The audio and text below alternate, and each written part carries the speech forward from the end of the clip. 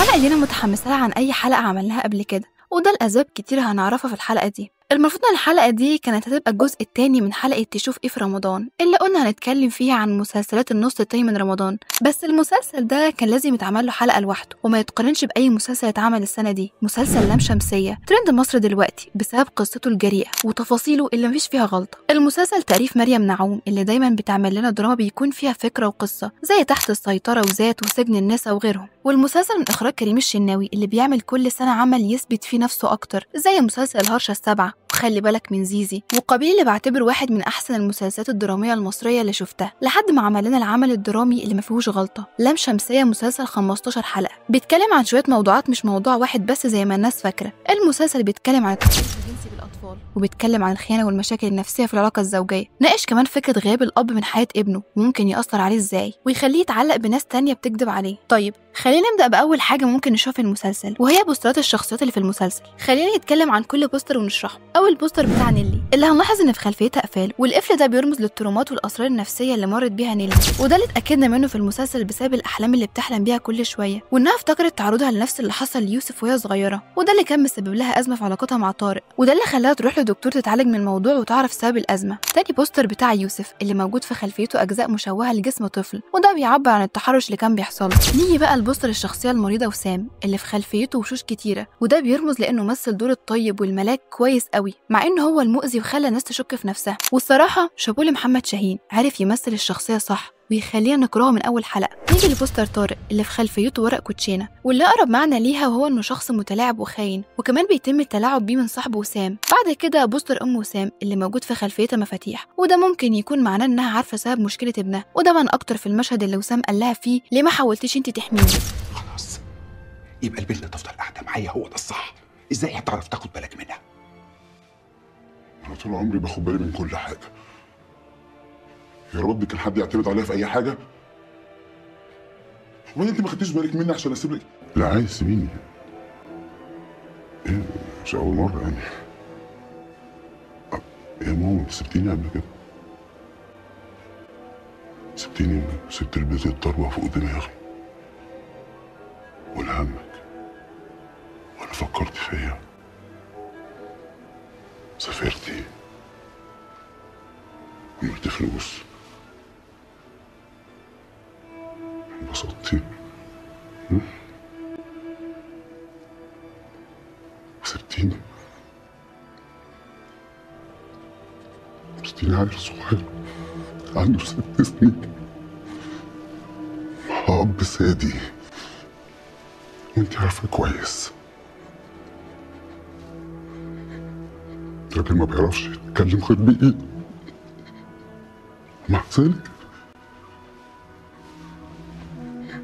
سبتيني. طيب احنا كل ده كنا بنتكلم عن بوسترات المسلسل بس، متخيل فيه تفاصيل قد ايه؟ وبالمناسبه البوسترات من تصميم كريم ادم اللي عمل لنا بوسترات لحاجات احنا بنحبها زي فيلم السيد رامبو ومسلسل ما وراء الطبيعه، ده غير تصاميم الاشهر الروايات العربيه. طيب ليه المسلسل اسمه لام شمسيه؟ الاسم ما كانش مجرد اختيار عشوائي. في اللغه العربيه اللام الشمسيه هي اللام اللي مش بتتنطق، وده كان رمز عن الحاجات اللي بتحصل في السر والناس بتخبيها زي قضايا التحرش اللي المجتمع بيتجاهلها، وبيرمز لكل حاجه كان بيعملها وسام مع يوسف بس يوسف ما كانش بيقدر يقولها. طيب في الحلقه دي انا مش جاي اكلمك عن احداث المسلسل واقول لك قصه المسلسل، لا انا جاي اوضح لك تفاصيل انت ممكن تكون ما خدتش بالك منها. فالحلقه دي مختلفه ومش مجرد حلقه عاديه واستنزاف للترند، فخليني اقول لك على التفاصيل دي. في حلقه من الحلقات يوسف كان قاعد بيقرا كتاب عن الابطال الخارقين، وده كان بيعكس رغبته في القوه بعد ما حس انه ضعيف بسبب اللي وسام عمله، على عكس وسام اللي لما كان في المستشفى كان بيقرا كتاب الشطار، وده كان رمز لاضطراب شخصيته وانه دايما شايف نفسه مظلوم حتى لو غلطان. طيب ما سالتش نفسك ليه رباب مرات وسام كان عندها اكتئاب وكمان بتخاف من وسام؟ وده كان واضح قوي في المشهد اللي كانت فيه رباب معاه عند الدكتور النفسي بتاعها. انا عايز اتكلم مع مدام رباب لوحدينا شويه، طبعا بعد اذنك وبعد موافقتها. طبعا اكيد. لا خليك. لا خليك. ما ينفعش الدكتور اللي طالب كده. اشكرك. اكيد طبعا. ده ايه؟ انا هنا جنبك بعد اذنك. شكرا حضرتك. شكرا.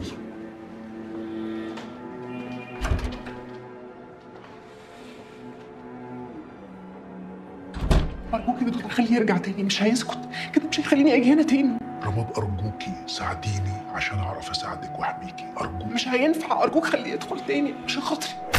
واللي يخليني اتاكد ان وسام هو السبب في اكتئاب رباب هو الكلام اللي قاله لها في المشهد ده. هتقضيها تهربي؟ لا، هقول لها على كل حاجه. ليه كل حاجه؟ وساعتها هي اللي هتبقى عايزه تمشي وتسيبك وتهرب منك ومن فضايحك.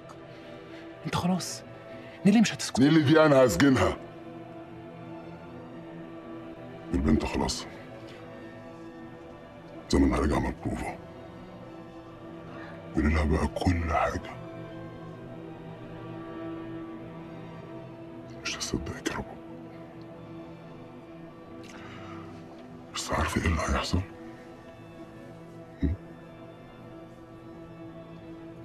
هتكرهي.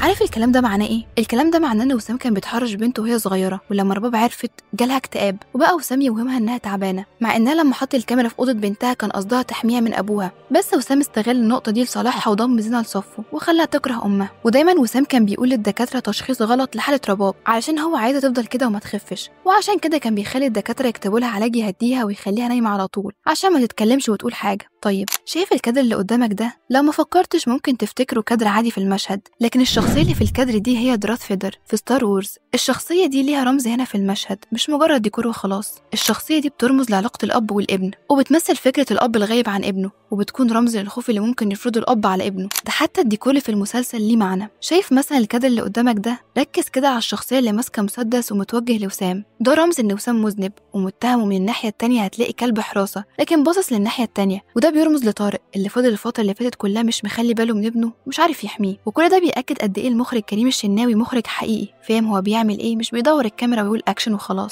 زي المسلسلات الشعبيه اللي بتنحت نفس المسلسل على مدار كذا سنه بنفس الاخراج ونفس الديكور ونفس كل حاجه. ومن الحاجات اللي لفتت انتباهي في لام شمسيه هي عنوان وبوستر كل حلقه اللي بيعبر عن الحلقه وبيشرحها من قبل ما تتفرج عليه، وكمان استخدام الاغاني في بعض المشاهد زي اغنيه عصفور طل من الشباك على مشهد قعدنا نتكلم عن كميه التفاصيل في المسلسل مش هنخلص. مسلسل مشوق وبيناقش فكره ومش ممل، فانت لو ما شفتش المسلسل فاتك كتير الصراحه، فروح اتفرج على المسلسل وركز في التفاصيل هتلاحظ حاجات اكتر من اللي انا قلتها. وبس كده، اتمنى الحلقه تعجبكم واكون قدرت احلل لكم معظم الحاجات اللي ما كانتش واضحه في المسلسل.